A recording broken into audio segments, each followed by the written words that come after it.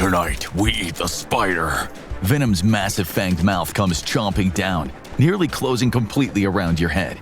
A slip on the wet party floor is all that saved you, as the crowd around you panics and flees from the 6-foot-tall symbiote monster trying to kill you. Your mistake was dressing up as Spider-Man for Halloween, and now Venom is out to kill you. But this isn't PG-13 4-quadrant audience family-friendly Venom from the movies. This is comic book Venom, the Venom who once went to hell alongside the Red Hulk and Ghost Rider to fight the Prince of Hell himself. And you are screwed. But maybe you can survive. Let's rewind time. It's a Halloween party. Spider-Man's enjoying a resurgence in popularity, and being the original trendsetter that you are, this was your party costume. But wearing that costume was a fatal mistake, because now Venom wants to eat you.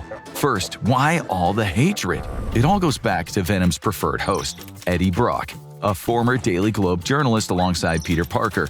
Brock was a rising star, first to break the story on the real identity of the infamous serial killer Sin Eater. Except the same day that his front-page news story caused the paper to sell out, Spider-Man captured the actual Sin Eater, revealing that Brock's suspect was the real culprit's delusional next-door neighbor.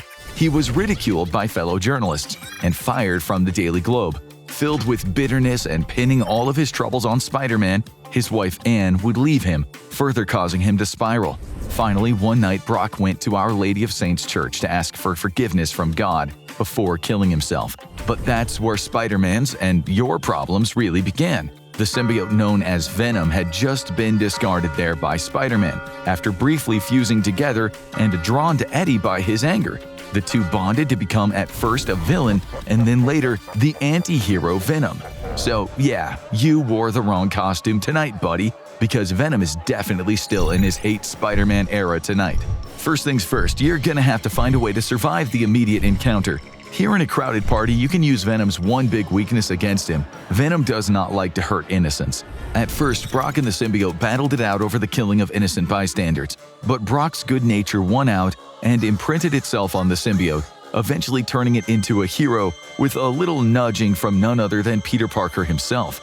So it's time to put some bodies between you and Venom, because despite being stronger than Spider-Man, Venom isn't going to use his overwhelming strength to just hurl the innocents out of the way.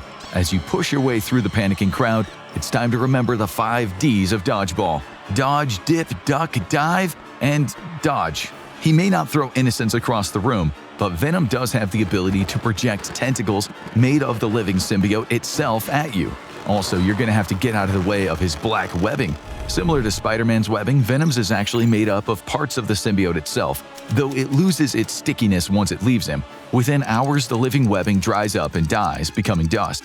But you better believe it's more than enough to pin you down and get your head chomped off right now. It's time to exploit Venom's second weakness. You scurry to the DJ booth, Venom hot on your trail. You're gonna need something very loud and extremely obnoxious. Venom has an inherent weakness to sonic attacks, high-frequency sound waves physically attacking the molecular structure of the normally incredibly tough and resilient symbiote. The pain is transferred to the host, to the point that even the host becomes sensitive to sonic attacks. Alright, something very loud and very obnoxious. Time is running out, but the party speakers are powerful at least. "I need the worst trash you have, as loud as you've got it," you scream at the DJ. "I got you, fam," the DJ shouts as he gets to work. Suddenly, the party speakers start blasting out with a familiar tune. It's Everyday Bro with the Disney Channel Flaw. 5 mil on YouTube in 6 months. Never done before. Venom shrieks in pain, but it's not stopping. "No," you shout, "I need something worse than Jake Paul. Something really loud, really awful." Venom is closing the distance. It's seconds left before your head is separated from your shoulders. The speakers come to life again. "I'm in the thick of it, everybody knows. They know me where it snows. I skied in and it froze." Venom shrieks in agony. Yes, it's working. The sonic assault combined with the lyrics so bad that they could cure Helen Keller's deafness just so they can make her deaf again is working. You kick over a speaker, blasting Venom with a sonic attack. "No!" shrieks Venom. "The lyrics! They don't even make sense! There is no flow!" You've got Venom on the ropes with the power of content creator rap music, until he shoots out a tentacle-like appendage and smashes through the speaker. There's a brief high-pitched whine, and the music stops. Problem is, while the original symbiote was highly vulnerable to sonic attacks, it's also extremely capable of adaptation. Over the years, Venom has grown a resistance to sonic attacks and influencer rap music. There's only one person who might have saved you. Only one person capable of delivering an even more powerful, terrible sonic attack. A master of sonic warfare, and the only person capable of ruining Biggie Smalls' music by sampling it. Puff Daddy. But Diddy's in prison for being a diddler, so you're on your own. You're running out of options. Venom may be stronger than Spider-Man and immune to Spider-Man's spidey sense by virtue of once having bonded with him, but Spider-Man always has managed to come out on top of any battle between the two. Though, to be fair, often Venom pulled a punch because of the presence of an innocent, or Spider-Man's plot armor was thick enough to stop Venom's fatal assault. If only you had Tom Holland's phone number. Maybe you could give him a call and ask him to take a break from his literally perfect life to come give you a hand against a rampaging Venom. But you don't have Tom Holland on speed dial, so it's time to exploit Venom's third weakness. You duck out of the booth just in time for Venom to chomp down on the DJ's head. Normally, Venom avoids killing innocents, but playing Jake Paul and KSI music is a war crime per an emergency UN Security Council session. The DJ is no innocent, he is a monster. At least he bought you a little more time. You're at a party, which means there's alcohol. Luckily for you, there's a bottle of Sky vodka handy. Naturally, it's completely untouched because Sky is bargain bin vodka, meant for college students whose frontal cortex is still developing. It is so awful that if Sky Vodka offered to sponsor the infographic show, we would shut down the channel and burn our offices to the ground. We'd probably throw ourselves into the fire as well to atone for whatever sins we committed that made Sky Vodka think we'd be a good content partner. But there is one thing Sky is good for. It's no Polish vodka, which can come at 96% alcohol content and is the strongest spirit you can legally buy in the United States. But at 40% alcohol content, Sky has got enough to burn. Tearing a strip of cloth off your Spider-Man suit, you hurriedly tuck it into the bottle and make yourself a makeshift Molotov cocktail. Lighting the wick, you toss it, catching Venom square in the chest. Flaming Sky vodka explodes everywhere, causing Venom to erupt in flames with a horrible shrieking wail. You're not sure what's doing more damage, the Sky vodka that's on fire or the Sky vodka that is not on fire, because it's literally just that awful. The symbiote strains and pulls apart, partially revealing Eddie Brock underneath. Fire is Venom's second kryptonite, though that didn't stop him from going to hell alongside Ghost Rider in order to save the souls of innocents. And there was a lot of fire there. The symbiote is already reforming around Eddie, and you feel a lump of dread form in the pit of your stomach. Just like its weakness to sonic attacks, the symbiote has adapted over time, slowly overcoming its crippling vulnerability to fire. While fire will still definitely kill Venom, it's going to take significantly more than ever before, and more than you're packing. Where is a Tesla bursting into unquenchable flames after a minor traffic accident when you need one? The answer is, given Tesla's record, probably somewhere nearby. But there's no time. If you can't take out Venom using its physical weaknesses, you're gonna have to up your game plan significantly. Originally, Venom and Brock together were an infamous supervillain, and Venom threatened to eat people's brains literally all the time. You couldn't turn a page in a Venom comic book and not have him quipping about eating someone's brains. This was at the dawn of the comic book Dark Age, when even mainstream publishers were going for more serious tones and darker themes.